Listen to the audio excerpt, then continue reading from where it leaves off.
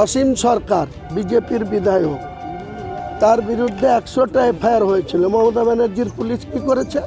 তার কেশাগ্র স্পর্শ করতে পেরেছে। তো মনিরুল ইসলাম শাসক দলের হয়েই তো ডাঙ্গা বাজাচ্ছে। বিডিও অফিস গিয়ে তিনি শাসক দলের বিধায়ক, সেখানে বিডিও কার, ডিএম কার, মমতা ব্যানার্জির, তাদেরকে চমকি হুমকি দেখাচ্ছে। তো তার বিরুদ্ধে এফআইআর করে মেরুদণ্ড আছে এই ডিজিপির বা মানে জঙ্গিপুর পুলিশ পিডির পুলিশ সুপারের যে ফারাক্কার মনিরুলকে অ্যারেস্ট করবে? অসীম সরকারের মতন একজন বিজেপির বিধায়কের কেশাগ্র স্পর্শ করতে পারছে না, তারপরে তারা আবার সেই রেজ্জাক মোল্লা বলেছিল সিপিএমের নেতৃত্বদের হেলে ধরতে পারে না, কেউ তো ধরতে যাচ্ছে। তেমনি এরা তো অসীম সরকারের বিরুদ্ধে ব্যবস্থা নিতে পারে না, আর আজকের দিনে মনিরুল ইসলামের বিরুদ্ধে মমতা ব্যানার্জির পুলিশ ব্যবস্থা নেবে। এমনি তো বললাম ট্যাবলেট খেয়ে ঘুমাতে হচ্ছে। পিসি ভাইপো দেখেন রাত্রে খোঁজ নেবেন, নর্মাল ঘুম আর আসে না, ট্যাবলেট খেয়ে ঘুমাতে। মানে বাবরি মসজিদ যেটা বলেছেন সেটা কবে নির্ধারিত ডেট ঠিক হয়েছে? 11ই ফেব্রুয়ারি বুধবার বেলা 10টা থেকে কোরআন তেলাওয়াত শুরু হবে, 12টা থেকে বাবরি মসজিদের কনস্ট্রাকশনের কাজ শুরু হবে।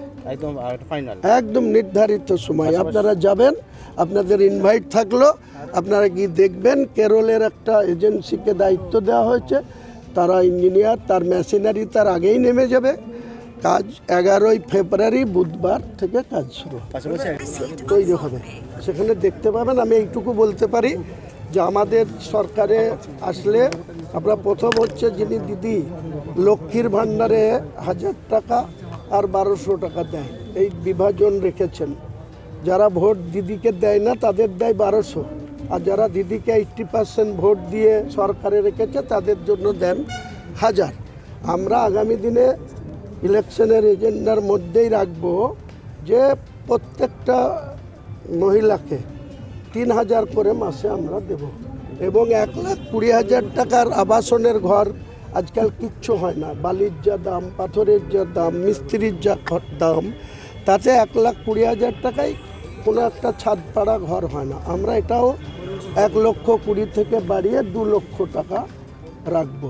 এছাড়া প্রত্যেকটা নিত্য প্রয়োজনীয় যে সমস্ত মানুষের ওষুধের দাম থেকে শুরু করে, শাক সবজি থেকে শুরু করে, পেঁয়াজ রসুন থেকে শুরু করে, তেল থেকে শুরু করে যত রকম মানুষের প্রতিদিনের দরকার, তাতে এই সরকারের কোনো কন্ট্রোল নেই। যা খুশি তাই চলে, এসব চলবে না। আমাদের সরকারে আসলে আমরা মানুষকে প্রতিদিনের যে পরিষেবা সেটা সুষ্ঠুভাবে স্বচ্ছতা রেখে সরকারের বসে শুধু তোলাবাজি করব, 20% আর 70%-এর রেশিও চালাবো, এসব চলবে না।